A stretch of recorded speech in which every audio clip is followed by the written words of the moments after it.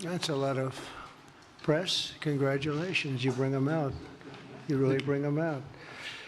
Today, I'm delighted to welcome Israeli Prime Minister Benjamin Netanyahu back to the White House. It's a wonderful feeling and a wonderful event. We had fantastic talks, and thank you very much with your staff.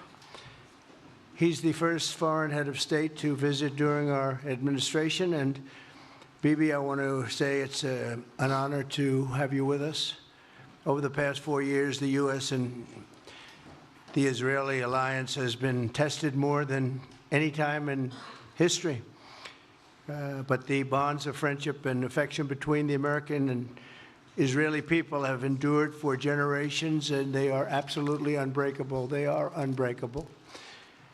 I'm confident that under our leadership, the cherished alliance between our two countries will soon be stronger than ever. We had a great relationship. We had great victories together 4 years ago. Not so many victories over the past 4 years, however. In my first term, Prime Minister and I forged a tremendously successful partnership that brought peace and stability to the Middle East like it hadn't seen in decades. Together, we defeated ISIS. We ended the disastrous Iran nuclear deal, one of the worst deals ever made, by the way, and imposed the toughest ever sanctions on the Iranian regime. We starved Hamas and Iran's other terrorist proxies, and we starved them like they had never seen before. Resources and support disappeared for them. I recognized Israel's capital, opened the American embassy in Jerusalem, and got it built, by the way. Built it too, just not only designated it, but got it built at a price that nobody's seen for 40 years. We got it built. It's beautiful, all Jerusalem stone, right from nearby, and it's something that's very special. And recognized Israeli sovereignty over the Golan Heights, something that they talked about for 70 years, and they weren't able to get it, and I got it. And with the historic Abraham Accord, something that was really an achievement that was, I think, going to become more and more important because we achieved the most significant Middle East peace agreements in half a century, but the Abraham Accords in particular, and I really believe that many countries will soon be joining this amazing peace and economic development transaction. It really is a big economic development transaction. I think we're going to have a lot of people signing up very quickly. Unfortunately, for 4 years, nobody signed up. Nobody did anything for 4 years except in the negative. Unfortunately, the weakness and incompetence of those years, those past 4 years, the grave damage around the globe that was done, including in the Middle East, grave damage all over the globe. The horrors of October 7th would never have happened if I were president. The Ukraine and Russia disaster would never have happened if I were president. Over the past 16 months, Israel has endured a sustained, aggressive, and murderous assault on every front, but they fought back bravely. You see that, and you know that. What we have witnessed is an all-out attack on the very existence of a Jewish state in the Jewish homeland. The Israelis have stood strong and united in the face of an enemy that has kidnapped, tortured, raped, and slaughtered innocent men, women, children, and even little babies. I want to salute the Israeli people for meeting this trial with courage and determination and unflinching resolve. They have been strong. In our meetings today, the Prime Minister and I focused on the future, discussing how we can work together to ensure Hamas is eliminated and ultimately restore peace to a very troubled region. It's been troubled, but what's happened in the last 4 years has not been good. I want to thank Prime Minister Netanyahu for working closely with my transition team, the Special Envoy Steve Witkoff, who's here somewhere. Steve? Stand up, Steve, please. What a job you've done. What a good job you've done. Proud of you. Done a fantastic job. National Security Advisor Mike Waltz. Thank you, Mike, for working so well with us. Thank you. We have, in addition, Marco Rubio, who is on the phone right now, listening to every single word that we say, and he's going to be great. And Pete, congratulations. And Scott, congratulations. I see you're here. And Caroline's been doing a great job. She's really probably talked about more than anybody here. She's done a fantastic job, and thank you very much, Caroline. We're proud of you. But we'll only be satisfied when all of these problems are solved, and we have the team to solve them, and that's going to happen. And it's going to happen, I think, very quickly. I also strongly believe that the Gaza Strip, which has been a symbol of death and destruction for so many decades, and so bad for the people anywhere near it, and especially those who live there, and frankly, who's been really very unlucky. It's been very unlucky. It's been an unlucky place for a long time. Being in its presence just has not been good, and it should not go through a process of rebuilding and occupation by the same people that have really stood there and fought for it and lived there and died there and lived a miserable existence there. Instead, we should go to other countries of interest with humanitarian hearts, and there are many of them that want to do this, and build various domains that will ultimately be occupied by the 1.8 million Palestinians living in Gaza, ending the death and destruction and, frankly, bad luck. This can be paid for by neighboring countries of great wealth. It could be 1, 2, 3, 4, 5, 7, 8, 12. It could be numerous sites, or it could be one large site. But the people will be able to live in comfort and peace, and we'll make sure something really spectacular is done. They're going to have peace. They're not going to be shot at and killed and destroyed like this civilization of wonderful people has had to endure.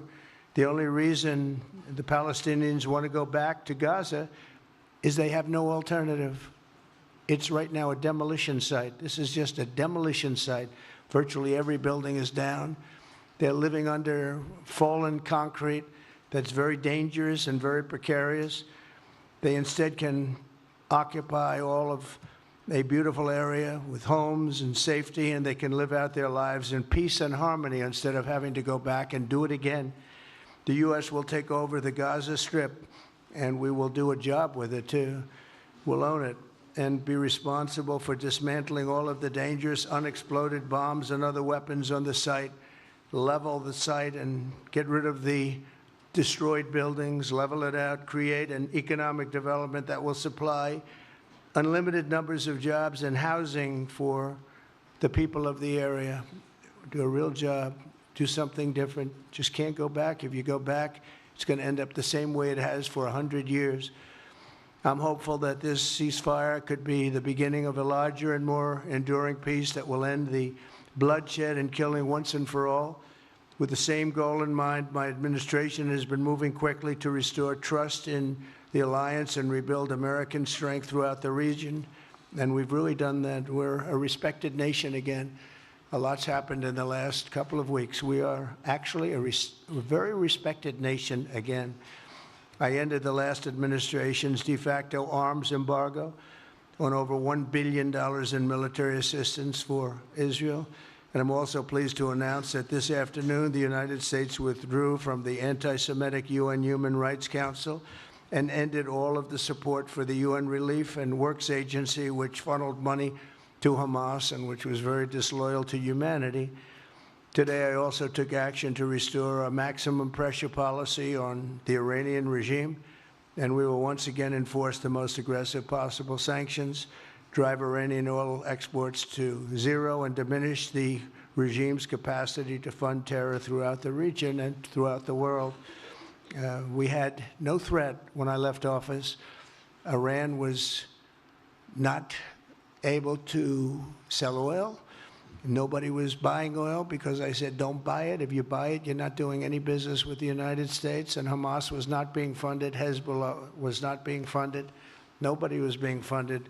There would never have been an October 7th. 2 weeks ago, I once again designated the Houthis as a terrorist organization. They're trying to destroy world shipping lanes, and that's not going to happen. And over the weekend, I ordered airstrikes against senior ISIS leaders hiding in the caves of Somalia and took them out. Here in America, we've begun the process of deporting foreign terrorists, jihadists, and Hamas sympathizers from our soil, just as we have people that are extremely evil, and we're sending them out of our country. They came from jails. They came from mental institutions and insane asylums, and they were dumped into our country. They're gang members. We're getting them out at numbers that nobody can actually believe. And every single country is taking those people back. They said they would never take them back, and they're all taking them back, and they're taking them back very gladly. And I recently signed an executive order combating the vile wave of anti-Semitism that we've seen in the aftermath of the October 7th attacks. Together, America and Israel will renew the optimism that shined so brightly just 4 years ago. It was really a bright, beautiful light. We will restore calm and stability to the region and expand prosperity, opportunity, and hope to our nations and for all people of the Middle East, including the Arab and Muslim nations. Very important. We want the Arab and Muslim nations to have peace and have tranquility and have great lives. I'd like to now invite Prime Minister Netanyahu to say a few words, and we'll take some questions afterwards. Thank you very much. Thank you, Mr. President. I'm honored that you invited me to be the first foreign leader to visit the White House in your second term.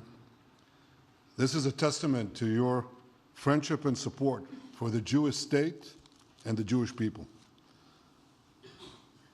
I've said this before, I'll say it again. You are the greatest friend Israel has ever had in the White House.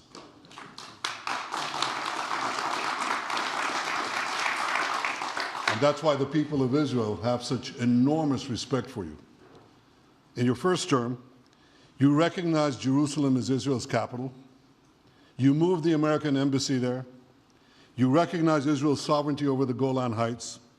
You withdrew from the disastrous Iran nuclear deal. I remember we spoke about it. You said, this is the worst deal I've ever seen. I'm elected, I'm walking out of it. That's exactly what you did. And I think it speaks loudly for just common sense, just looking at things and seeing them as they are. And of course, you also brokered the groundbreaking Abraham Accords in which Israel made peace with 4 Arab states. We did this in 4 months. Nothing happened for a quarter of a century, but in 4 months, we were able, working together under your leadership, to have 4 historic peace accords. And now in the first days of your second term, you picked up right where you left off. Your leadership helped bring our hostages home, among them American citizens. You freed up munitions that have been withheld from Israel. They had been withheld from Israel in the midst of a 7-front war for our existence. And you just freed it. You ended unjust sanctions against law-abiding Israeli citizens. You boldly confronted the scourge of anti-Semitism. You stopped funding, as you just said, international organizations like UNRWA that support and fund terrorists. And today, you renewed the maximum pressure campaign against Iran. Ladies and gentlemen, all this in just 2 weeks. Can we imagine where we'll be in 4 years? I can. I know you can, Mr. President. For our part, we in Israel have been pretty busy too. Since the horrendous October 7th attack, we've been fighting our common enemies and changing the face of the Middle East. On that infamous day, Hamas monsters savagely murdered 1,200 innocent people, including more than 40 Americans. They beheaded men, they raped women, they burnt babies alive, and they took 251 people hostage to the dungeons of Gaza. And after this worst attack on Jews since the Holocaust, Iran and its henchmen in the Middle East were absolutely ecstatic. Haniya praised the massacre. Sinwar said that Israel was finished. Nasrallah boasted that Israel was, here's what he said, as feeble as a spider's web. Well, Mr. President, Haniya is gone, Sinwar is gone, Nasrallah is gone. We've devastated Hamas, we decimated Hezbollah, we destroyed Assad's remaining armaments, and we crippled Iran's air defenses. And in doing this, we've defeated some of America's worst enemies.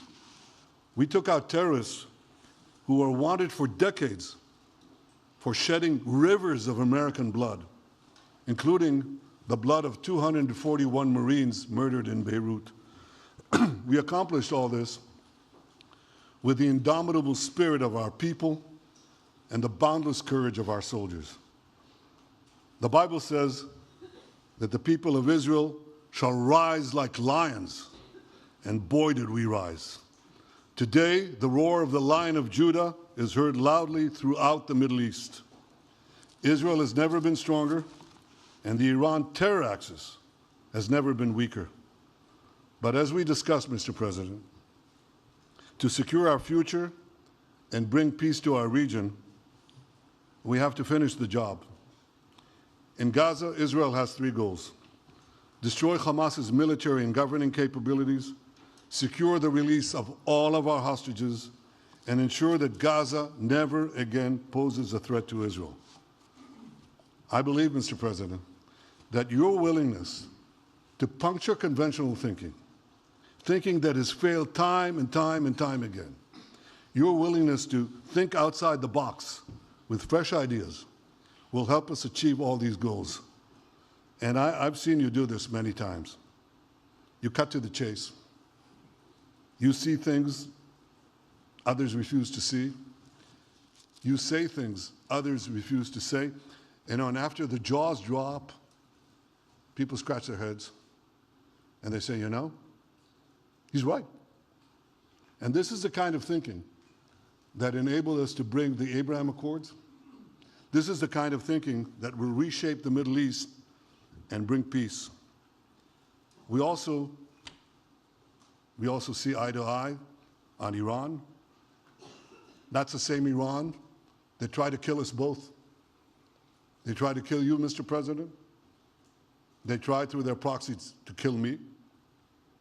We're both committed to rolling back Iran's aggression in the region and ensuring that Iran never develops a nuclear weapon. Mr. President, ladies and gentlemen, Israel will end the war by winning the war. Israel's victory will be America's victory. We will not only win the war, working together, we will win the peace. With your leadership, Mr. President, and our partnership, I believe that we will forge a brilliant future for our region and bring our great alliance to even greater heights. Thank you. Thank you very much, baby. Very nice. Thank you. And J.D. Vance, everybody. J.D., please, Vice President, stand up. He's been doing a good job. He's been working very hard on all things, but this in particular. We'll take some questions, please. Yes, ma'am. Go ahead, please. Go ahead. Yeah, go ahead. Mr. President, can a normalization deal with Saudi Arabia be achieved without the acknowledgement of a Palestinian state? That question for you too, Mr. Prime Minister. And Mr. President, given what you've said about Gaza, did the U.S. send troops to help secure the security vacuum? So Saudi Arabia is going to be very helpful, and they have been very helpful. They want peace in the Middle East. It's very simple. We know their leader and their leaders very well. They're wonderful people, and they want peace in the Middle East. As far as Gaza is concerned, we'll do what is necessary. If it's necessary, we'll do that. We're going to take over that piece, and we're going to develop it, create thousands and thousands of jobs, and it'll be something that the entire Middle East can be very proud of. But everybody feels that continuing the same process that's gone on forever, over and over again, and then it starts, and then the killing starts, and all of the other problems start, and you end up in the same place, and we don't want to see that happen. So by the United States, with its stability and strength, owning it, especially the strength that we're developing and developed over the last fairly short period of time. I would say really since the election. I think we'll be a keeper of something that is very, very strong, very powerful, and very, very good for the area, not just for Israel, for the entire Middle East. Very important. And we'll, again, have thousands of jobs, and there'll be jobs for everyone, not for a specific group of people, but for everybody. Okay, please. I think peace between Israel and Saudi Arabia is not only feasible, I think it's going to happen. I think if we had another half a year in your first term, it would have already happened. True. Many, many more, I agree, many more nations. I think you can't prejudge and pre-guess how we'll achieve it, but I'm committed to achieving it. And I know the President is committed to achieving it, and I think the Saudi leadership is interested to achieve it. So we'll give it a good shot, and I think we'll succeed. Yeah, please, go ahead.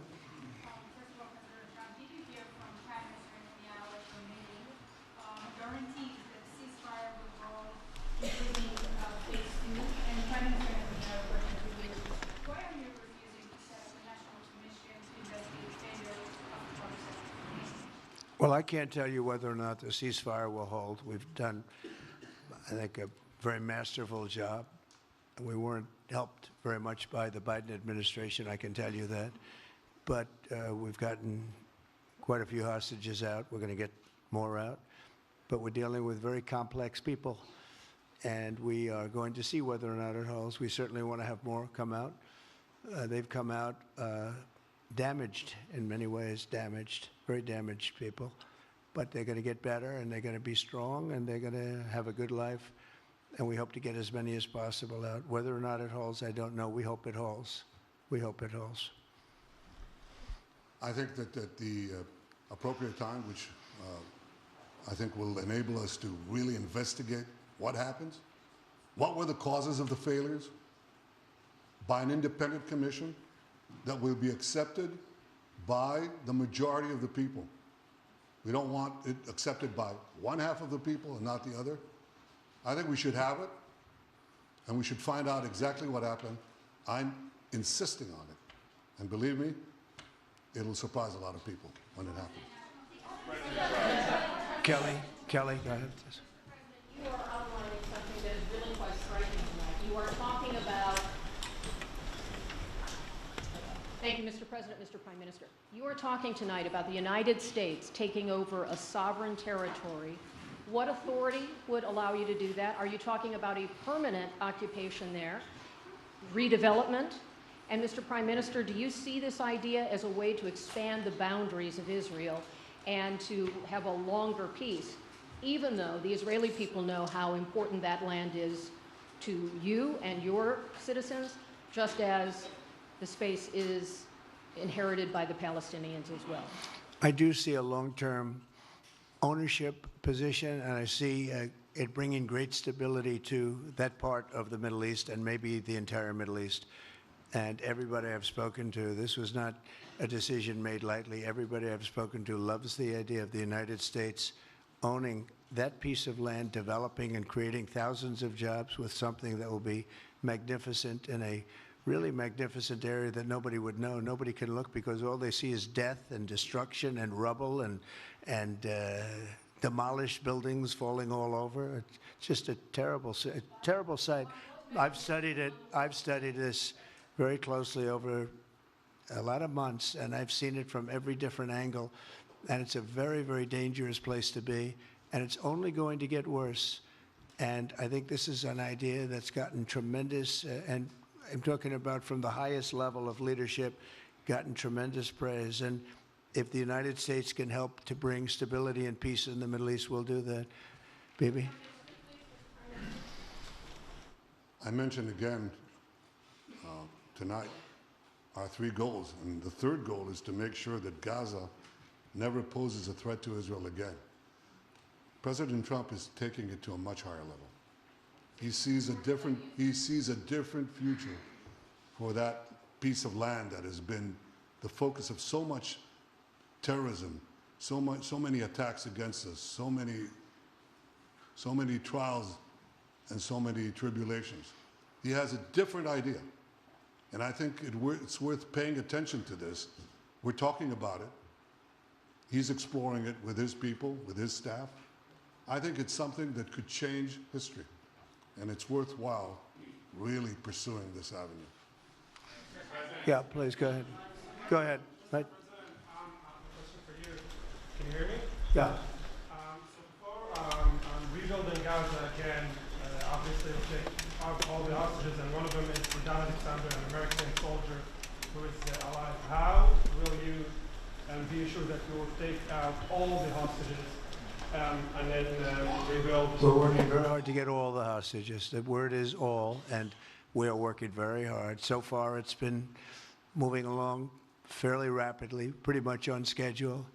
I'd love to have them all out at one time, but we're taking them out, and tomorrow more are being released, and over the days more, and then we'll go into a phase 2. But we'd like to get all of the hostages, and if we don't, it will just make us somewhat more violent. I will tell you that, because they would have broken their word. Mr. Witkoff and his entire group have been working 24 hours around the clock, and they want them out, and promises have been made to them, and we'll see whether or not those promises will be kept. But we want all the hostages, that's right. How much time do you think it will take? A month? Do you support, Mr. President, do you support Israeli sovereignty in Judea and Samaria, areas which many believe is the biblical homeland of the Jewish people? Well, we're discussing that with many of your representatives. You're represented very well, and people do like the idea, but we haven't taken a position on it yet. But we will be we'll be making an announcement probably on that very specific topic over the next 4 weeks. Go ahead, please. Please. Thank you so much, Mr. President. You just said that you think all the Palestinians should be relocated to other countries. Does that mean that you do not support a two-state solution? It doesn't mean anything about a two-state or one state or any other state. It means that we want to have, we want to give people a chance at life. They have never had a chance at life because the Gaza Strip has been a hellhole for people living there. It's been horrible. Hamas has made it so bad, so dangerous, so unfair to people. And by doing what I'm recommending that we do, it's a very strong recommendation, but it is a strong recommendation. By doing that, we think we're going to bring perhaps great peace to long beyond this area. And I have to stress, this is not for Israel. This is for everybody in the Middle East, Arabs, Muslims. This is for everybody. This would be where they can partake in terms of jobs and living and all of the other benefits. And I think it's very important. It just doesn't work the other way. You know, you can't keep trying. They just has been going along for so many decades, you can't even count. You just can't keep doing. You have to learn from history. You can't keep doing the same mistake over and over again. Gaza is a hellhole right now. It was before the bombing started, frankly. And we're going to give people a chance to live in a beautiful community that's safe and secure. And I think you're going to see a tremendous outflowing of support. I can tell you, I spoke to other leaders of countries in the Middle East, and they love the idea. They say it would really bring stability, and what we need is stability. Yes, sir, please. Go ahead. Thank you. Are you still committed to imposing sanctions on the ICC, despite the move being stalled in the Senate? And please, a question for the Prime Minister as well. The President has been very clear about his desire to achieve a deal with Saudi Arabia. How do you settle this if Israel is required to renew the war against Hamas in the future? Go ahead, Bibi. I think everybody understands that just as the President fought and defeated al-Qaeda and ISIS, that we can't leave Hamas there because Hamas will continue the battle to destroy Israel. They'll do, you know, when in this temporary ceasefire, one of their leaders comes out, you know what he says? We're going to do October 7th again, except we'll do it bigger. So obviously, you can't talk about peace neither with Hamas or in the Middle East if this, you know, toxic murderous organization is left standing.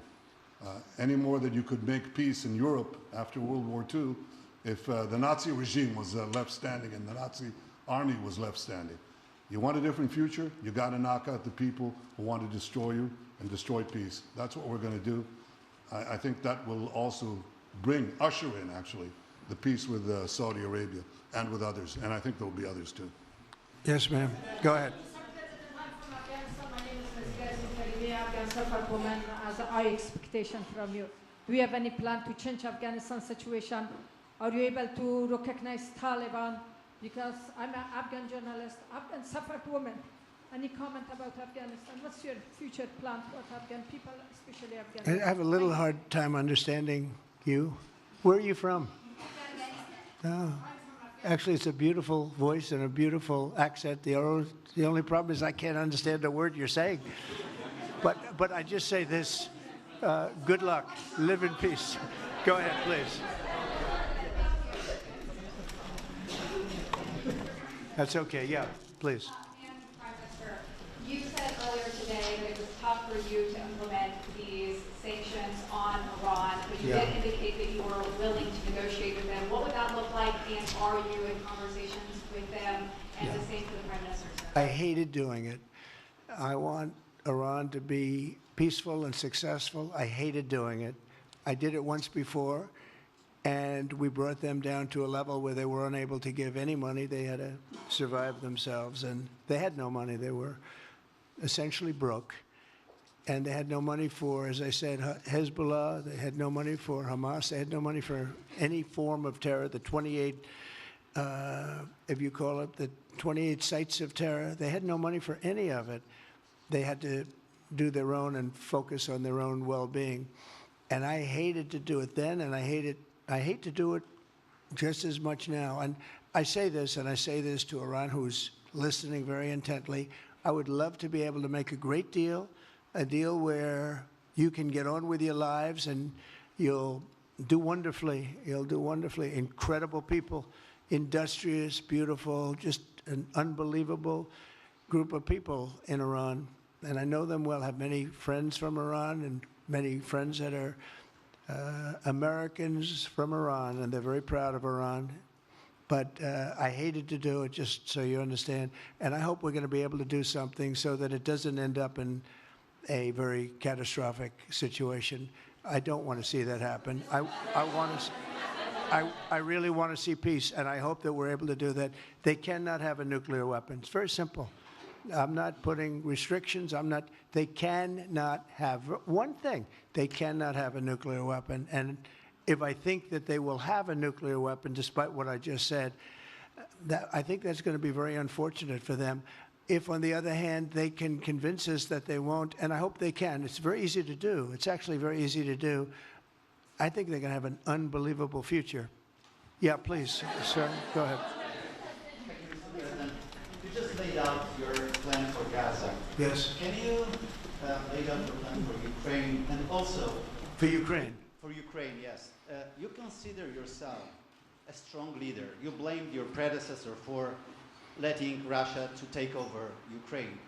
Will you demand from Putin to get out of Ukraine, from sovereign territory of Ukraine? So we're dealing right now in the subject. I don't want to spend a lot of time because we're here for another reason, but we are having very good talks, very constructive talks on Ukraine. And we are talking to the Russians. We're talking to the Ukrainian leadership. It would have never happened. That would have never happened. It should have never happened. I get reports every week, the number of soldiers, mostly soldiers now. The cities have been largely demolished. You talk about a very sad sight to see. We talk Gaza. Well, many of these cities look as bad as Gaza and worse, what's happened to them. And I want to see that end. And I want to see it end for one simple reason, the life of young people being absolutely obliterated on both sides. You probably have 700,000 Ukrainian soldiers dead, 800,000, maybe more Russian soldiers dead. It's very flat land, and the only thing that's going to stop a bullet is a human body. In this case, usually soldiers. And the numbers are staggering. When you hear the real numbers in Ukraine, what what the numbers are, and this doesn't include the cities that have been demolished and all of the people that were killed. So I want to see it stopped. We're having very good talks, and I think we're going to get it. I think something will be hopefully dramatically. It will rise above everything. You can't let this continue. You can't. This is an absolute slaughter that's taking place on the beautiful farmlands of Ukraine, and we have to stop it. We can't let this continue. It is a human tragedy, and we're going to try very hard to stop it. Yeah, please, go ahead, sir. Go ahead. Mr. President, thank you very much. Okay. Mr. President, what's your view about Palestinian leader Abbas' role in all the regional changes you want to do? And a question for the Prime Minister, what's your view on President Trump wanting to reach a deal with Iran and not a much more active military stance towards it? Go ahead, baby. Go ahead. I think the president just said something that I think is the pivot of everything that we're talking about. He said Iran cannot have a nuclear weapon. And we fully agree with that. If this goal can be achieved by a maximum pressure campaign, so be it. But I think the most important thing is to focus on the goal, which the president just did, and I fully agree with him. Well, I said it, and he said it very well. It's a campaign of pressure to see if we can get something done. He doesn't want to do what some people think will automatically happen because they're very difficult people to deal with, as you know. But if we could solve this problem without warfare, without all of the things that you've been witnessing over the last number of years, it would be, I think it would be a tremendous thing. Go ahead, please. Do you have any plans to visit Israel soon? To visit where?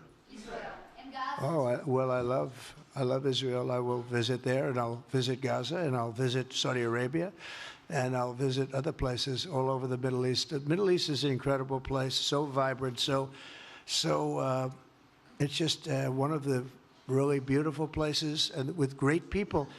And I think a lot of bad leadership has taken place in the Middle East that's allowed this to happen. It's just terrible. And that includes on the American side, by the way. We should have never gone in there a long time ago, spent trillions of dollars and created so much death. So that includes Americans. But yeah, I'll be visiting a lot of different places in the Middle East. I've been invited everywhere, but I will be visiting some, yeah. Okay.